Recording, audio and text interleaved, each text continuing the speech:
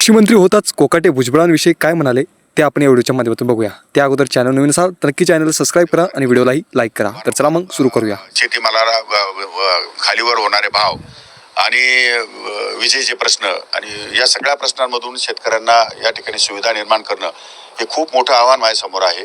पण मला खात्री आणि विश्वास आहे यातून लवकरात लवकर या शेतकऱ्यांना दिलासा मिळेल आणि चांगलं काम महाराष्ट्रामध्ये शेतकऱ्यांसाठी उभं करेल हे मी तुम्हाला खात्रीपूर्वक सांगतो. खरं तर नाशिक जिल्ह्याला कृषी मंत्रीपद मिळालेलं आहे. नाशिक जिल्ह्यात जर आपण बघितलं तर द्राक्ष असेल, कांदा असेल, याचे प्रामुख्याने प्रश्न उद्भवत असतात. यांना आपण कसं सामोरे जाणार? काही काळजी नाही. ज्या वेळेस जसे प्रश्न निर्माण होतील ते प्रश्न सोडवण्याची जबाबदारी मी घेईन.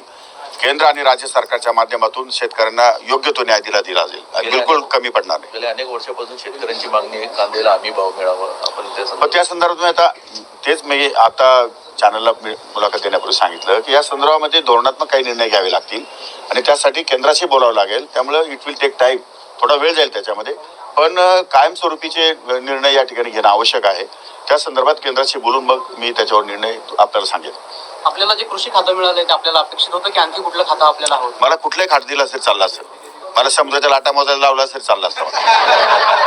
म्हणून मला काय खातं काय फार माझी मोठी गोष्ट नाही आहे. कोणत्याही खात्याला न्याय देण्याची जबाबदारी माझी आहे. मी ती देईन पक्का.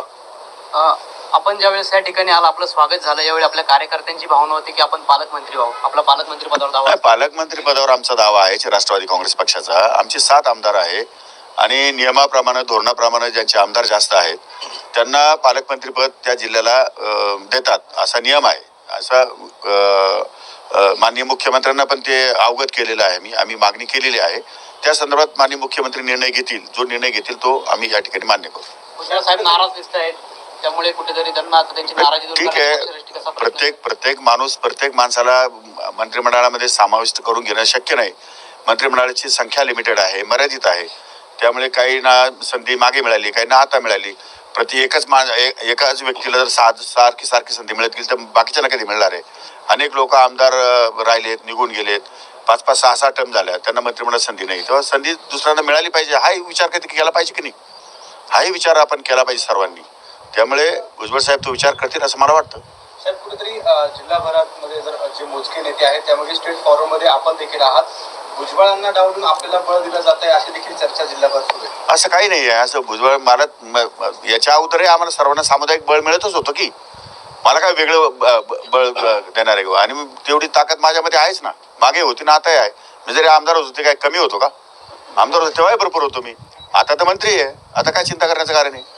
ज्यावेळी अजित पवार आपल्या प्रचार सभेला आले, त्यांनी आपल्या मतदारसंघातील नागरिकांना आव्हान केलं होतं तुम्ही कोकाटेंना निवडून द्या, सर्वोच्च पदावर बसायचं. दादांचा वादा काय? दादांचा वादा पक्का आहे. दादा, मी अनेक वेळा मुलाखतीत सांगितलंय, दादा कमिटेड पॉलिटिशियन आहे. एखादी गोष्ट बोलली आणि करायचं म्हटलं की दादा त्यातून मागे फिरत नाही, मागे बघत नाही आणि कुठल्याही परिस्थितीमध्ये ड्रास्टिक निर्णय घेण्याची त्यांना सवय आहे. त्यामुळे आमचे सिन्नरकर दादांवरती प्रचंड खुश आहे. त्यामुळे मी दादांनाच सांगितलं तुम्ही सिन्नरमधनं उभे राहा. कदाचित दादांना जेव्हा गरज पडेल तेव्हा मी सिन्नरची जागा त्यांच्यासाठी रिक्त करून देईन. सर, आपण म्हणताय दादांचा वादा, मात्र कुठेतरी छगन भुजबळांच्या बाबतीत दादांचा वादा फोल ठरल्याचं स्वतः छगन भुजबळांनी म्हटलंय. छगन भुजबळांना कोणी वादा केला होता? राज्यसभेचा वादा होता. आता ठीक आहे, होईल ना. मग अजून कुठं पळून चालले? कुठून राज्यसभा पळून चालले? अजून कुठं वेळ झालाय? आताशी 4 दिवस झाले सरकार स्थापन होऊन. दम तर काढला पाहिजे ना. तुम्हाला वाटतं का भुजबळांनी राज्यसभेत जावं? नाही, त्यांना जे वाटतं त्यांनी मागावं ना. मला काय वाटतं? मला वाटतं भुजबळांनी पंतप्रधान व्हावं देशाचा. मला काय वाटतं देशाचं काय मतलब आहे? मला जे वाटतं ते जे जगामध्ये होईलच किंवा देशामध्ये होईल असं थोडंच घडतं कधी. त्यामुळे जशी व्हॅकन्सी निर्माण होईल, जशी जागा निर्माण होईल, जशी मागणी असेल आणि जसं नेतृत्वाला विचार करण्याला संधी मिळेल त्याप्रमाणे होतं कालांतराने. आम्ही आता 5 टर्म झाल्या, आम्ही वाट बघितली ना. आम्ही थांबलो का? आम्ही बोललो काही त्यांच्या विरोधात? आता 20 वर्ष मंत्रिमंडळामध्ये आहेत आम्ही, पण 15-20 वर्ष त्यांच्याबरोबर पक्ष सेपरेट झाला त्यावेळेस त्यांना मंत्रिमंडळात शपथ दिली. आमच्यापैकी कोण आमदार नाराज होतं? कुणी बोललं का आमच्याकडे आपण मीडियाला येऊन का आम्ही नाराज आहोत, आम्हाला मंत्रिमंडळात विचारलं नाही म्हणून? मग बाकीचं कोणाला नाराज होण्याचं काही कारण नाही आहे. आणि रोटेशनमध्ये बदल हा निसर्गाचा नियम आहे. सगळ्यांना कळलं पाहिजे बदल हा होत असतो. बदल ऍक्सेप्ट करण्याची तयारी राहिली पाहिजे नेत्यांची. छगन भुजबळ ज्येष्ठ नेते आहेत. तुमचे होल्डिंग जे लागलेले शहरात तुम्हाला मंत्रिपद मिळाल्यानंतर त्या होल्डिंगवर छगन भुजबळचा फोटो नसून जे नाशिकचे जे खासदार आहे राजाभाऊ वाजे यांचा फोटो लावण्यात आलेला होता.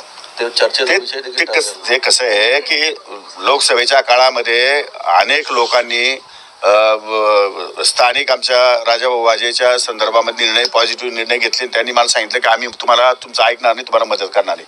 हे बघा, जनतेचा रेटा असतो, जनतेला जे योग्य वाटतं ते करत असतात. त्यामुळे लोकांना काय वाटतं, लोकांनी काय करावं हे काय माझ्या हातात नाही. त्यांनी पोस्टर जे लावले असतील ते कार्यकर्त्यांनी लावलेले आहेत, मला विचारून लावलेले नाही. मी लावलं की एखादा पोस्टर मी लावलं आणि त्याच्यामध्ये भुजबळांना कट केलं असं आहे का तुम्हाला दिसतं? मग माझ्या मतदारसंघामध्ये अनेक निवडणुकांमध्ये अनेक वेळी अनेक कार्यक्रमांमध्ये भुजबळांचे फोटो लागलेच आहेत, मी जिथं लावले ते. त्यामुळे इथं नसते तर तो माझा काही दोष नाही, तो कार्यकर्त्यांचा दोष असू शकतो. आता यावर तुमचं मत काय नक्की कमेंट बॉक्समध्ये कळवा आणि नक्की चॅनलला सबस्क्राईब करा. भेटूया आपण पुढील व्हिडिओमध्ये अशाच अपडेट घेऊन. तोपर्यंत धन्यवाद.